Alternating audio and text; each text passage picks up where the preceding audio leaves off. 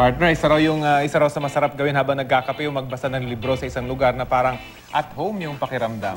O kaya manood ng Aldab, no? Isa Pero rin yun, sa pagsabay. isang coffee shop sa Quezon City, alam mo, di lang daw feel na nasa bahay ka, no? Kundi feeling wizard world din. Kasi ang ambience po noon, hango sa mundo ni Harry Potter. Kaya naman silipin po natin yan sa report na ito.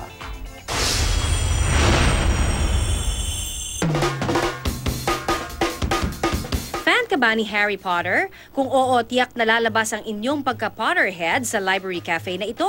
Pagpasok pa lang, feel mo na ang magic. May flying broomstick at costumes para sa mga wizard at witch wannabes. Meron ding mini version ng cupboard ni Harry sa ilalim ng hagdan. Ito yung imitation ng cupboard under the stairs na room ni Harry dun sa books. We have Dobby here, yung letter, acceptance letter, ticket ng platform 9 3/4 and other candies na inspired dun sa book. Pero di lang ambiance ng lugar ang binabalik-balikan ng mga suki ng cafe. Libre kasi ang pagbabasa ng mga libro rito. Ang may-ari na si Nicole Guanyo, avid fan di lang ng Harry Potter kundi ng iba't ibang young adult fiction books.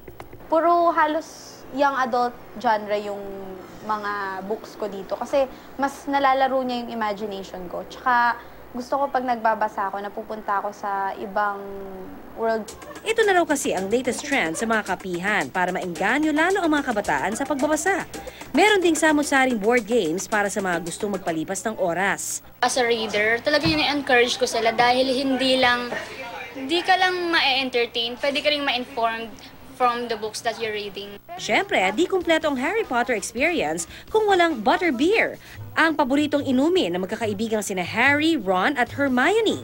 Meron din silang wizard soup na gawa sa kalabasa. Ang pagdami ng mga kapihang gaya nito, tanda raw ng pag-usbong ng isang henerasyong palabasa at may makulay na imahinasyon. Ngayon, puro social media na yung mga tao, di ba?